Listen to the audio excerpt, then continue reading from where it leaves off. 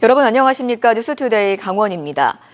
이재명 대통령이 취임 100일을 맞아 미래를 위한 성장의 화두로 기자회견을 열었습니다. 지역 발전 보관으로는 균형 발전 역량평가 제도화, 지방 인센티브 제공 등을 제시했습니다. 보도에 김세정 기자입니다. 올해 7월 취임 30일 기자회견 이후 다시 기자단과 만난 이재명 대통령. 지난 100일은 회복과 성장을 위한 시간이었다는 소회를 먼저 전했습니다. 남은 임기는 도약과 성장의 시간이 될 것이라며 미래 성장을 강조하면서 특히 국가 균형 발전을 재차 언급했습니다. 환경 영향 평가라는 것처럼 균형 발전 영향이 어느 정도냐, 이걸 의무적으로 평가하게 될 생각이고, 앞으로 모든 정책을 수립할 때 지방의 균형 발전 역량 평가를 반영하도록 제도를 마련하겠다는 겁니다. 그러면서 재정과 SOC 배분 등 정책 결정 과정에서 지방 우대 정책을 반영하고 있다고 말했습니다. 강원도가 확보한 내년도 예산안은 아동수당 등 복지 관련 예산이 약 1조 6천억. 올해보다 8% 넘게 증가한 건데 인구 감소 지역의 지급 단가를 올리고 지원 대상도 확대했기 때문입니다. 다만 내년 강원교통망 예산은 증감률이 저조합니다. 2024년도 SOC 예산이 26% 넘게 증가한 데 비해 내년엔 올해보다 6.8% 증가했을 뿐입니다. 실질적인 지역 우대를 위해 수도권에서 떨어진 거리에 비례해 인센티브를 주거나 지방의 대규모 산업단지를 만드는 방안도 구상 중입니다. 거기에 세제, 규제, 전기요금, 예를 들면 배우시설, 정주여건 이런 걸 아주 대대적으로 지원해가지고 새로운 도시 권역을 하나 만들까를 고민 중입니다. 강원 접경 지역의 평화 분위기 조성에 영향을 미칠 남북관계 개선에도 관심을 나타냈습니다. 안보를 위해서, 경제를 위해서, 민생을 위해서 필요한 거죠. 그래서 우리는 끊임없이 한반도의 긴장 완화를 위해서, 평화와 안정을 위해서 노력을 해야 됩니다. 또 북미 관계 개선이 한반도 평화와 안정에 도움된다며 두 국가 간 대화의장이 마련되도록 지원할 의지도 내비쳤습니다. MBC 뉴스 김세정입니다. 가뭄 재난 사태로 강릉 지역 대규모 공동주택 단수 등 혼란이 계속되고 있지만 강릉시는 그동안 제대로 된 정보를 제공하지 않았습니다. 비판 여론이 계속되자 뒤늦게나마 재난 문자 발송 등 정보 제공을 추진한다고 밝혔는데요. 맘카페에 올라온 비판글에 댓글 달기를 공무원에게 지시했다는 의혹까지 나오며 민심은 더 악화되고 있습니다. 박은지 기자가 취재했습니다. 아파트 113곳, 4만 5천여 세대의 제각각 단수가 시작되면서 주민들의 가장 큰 불만은 정보를 얻을 곳이 없다는 겁니다. 코로나 때처럼 매일 이렇게 아침마다든 저녁마다든 뭐 어딜 보든 알 수 있게 좀 만들어줬으면 좋겠어요. 아파트마다 저수조 상황에 따라 어느 곳은 아침 저녁 물이 나오고 다른 곳은 24시간 넘게 단수되는 등 상황이 제각각인 것도 문제입니다. 물이 언제 나올지는 모르죠. 방송해야 알지.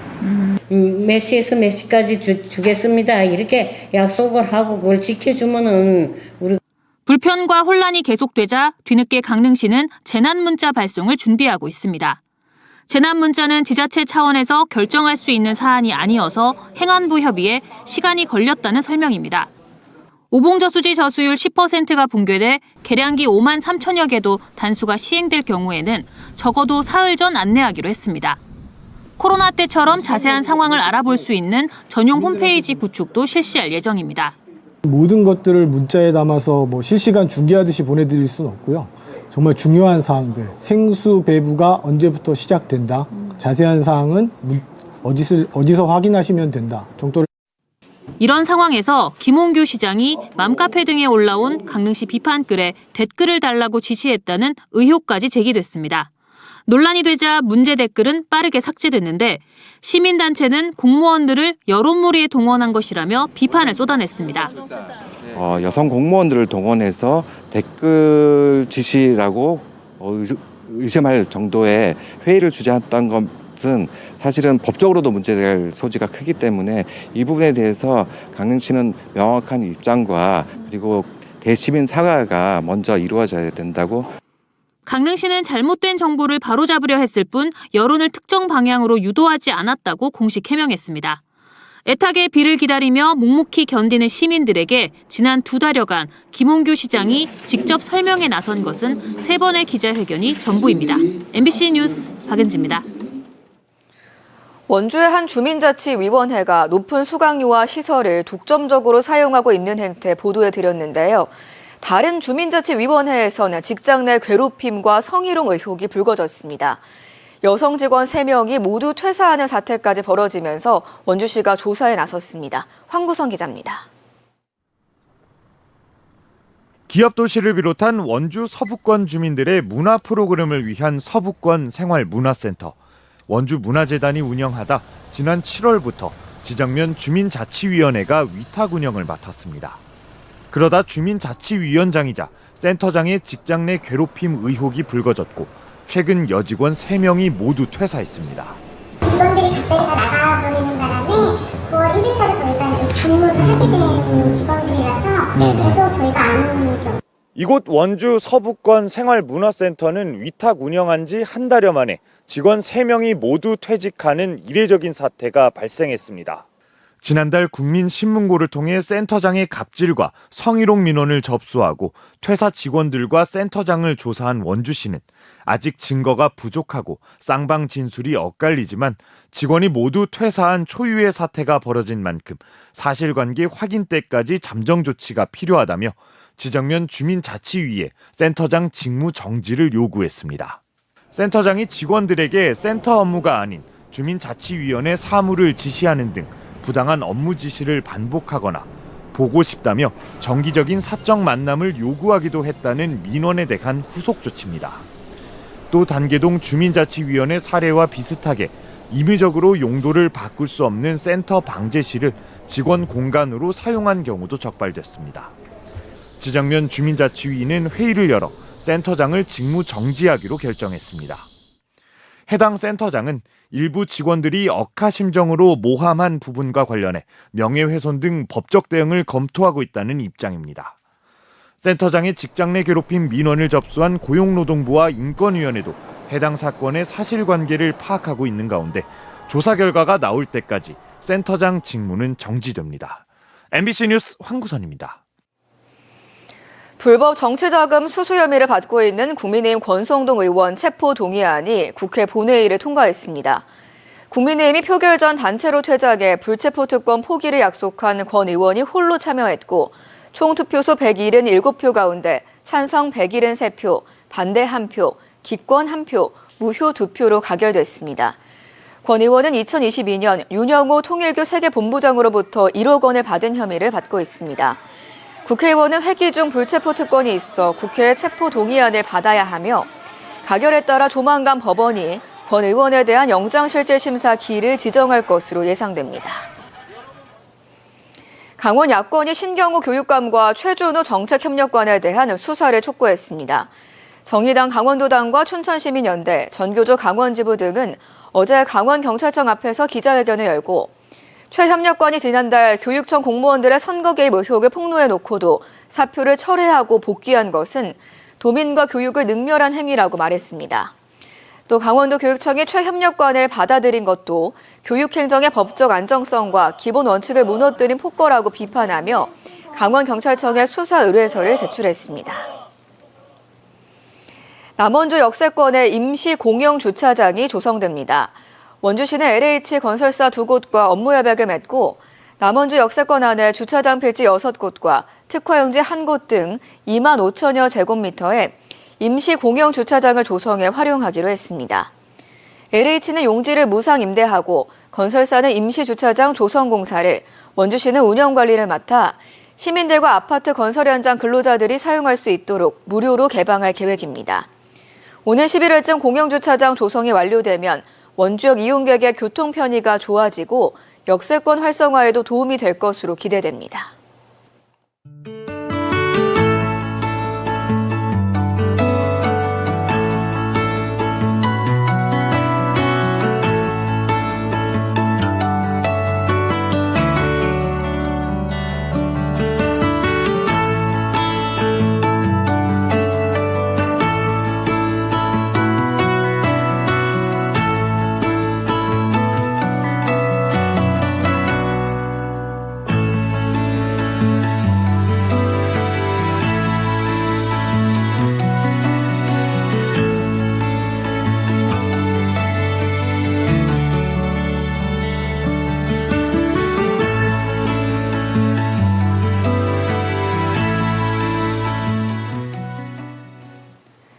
강릉 등 강원 동해안에 오늘 밤부터 비가 내릴 것으로 예보됐습니다. 강원지방기상청은 한반도를 지나는 저기압의 영향으로 오늘 밤부터 내일까지 강원 중남부 동해안에 20에서 60mm, 북부 동해안의 많은 곳은 80mm 이상의 비가 내린다고 예보했습니다. 내륙과 산지에는 30에서 100mm, 많은 곳은 120mm 이상의 비교적 많은 비가 내리겠고 내일 새벽 내륙과 산지에 호우특보가 내려질 가능성이 있다고 내다봤습니다. 홍천경찰서가 상습 절도와 주거 침입 혐의로 40대 남성을 구속 송치했다고 밝혔습니다. 이 남성은 최근 5년간 홍천 농촌을 떠돌며 경로당과 농막창고 등에 120여 차례 들어가 몰래 식사하거나 식료품, 음식물 등을 훔쳐 달아난 혐의를 받고 있습니다. 경찰은 수배 중인 남성의 인상착의를 기억하고 있던 시민의 신고를 통해 검거에 성공했습니다. 홍천경찰은 검거를 도운 시민에게 감사장과 보상금을 전달했습니다. 강원도 내에서 진행되고 있는 자활사업 참여 주민들의 한마당 축제와 자활상품 박람회가 평창에서 열렸습니다. 어제부터 이틀 동안 알펜시아 리조트에서 열리는 제19회 강원 자활 페스타에는 천여 명의 자활사업 참여자들이 모인 가운데 서로의 경험을 나누고 격려하며 자활 의지를 다지고 있습니다. 각 자활센터와 기업에서 생산한 제품을 전시하고 체험할 수 있는 박람회가 열리고 우수 자활기업과 모범 참여자에 대한 시상식도 마련됐습니다. 정선군립도서관이 한국디자인진흥원이 수여하는 굿 디자인에 선정됐습니다.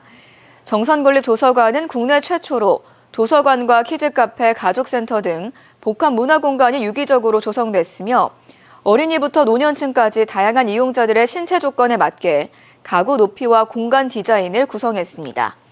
또 안내 사인과 정보 시스템은 직관적인 기호와 한글, 영어를 함께 표기해 좋은 평가를 받았습니다. 강원대병원 노조가 지난 8일부터 이틀간 파업 찬반 투표를 진행한 결과 투표율 68.6%, 찬성률 93.9%로 파업이 확정됐습니다. 이에 따라 오는 15일 낮 12시에 강원대병원 본관 1층 로비에서 파업 선포 기자회견을 연 뒤 이틀 뒤인 17일부터 파업에 들어갑니다. 강원 뉴스 마칩니다. 고맙습니다.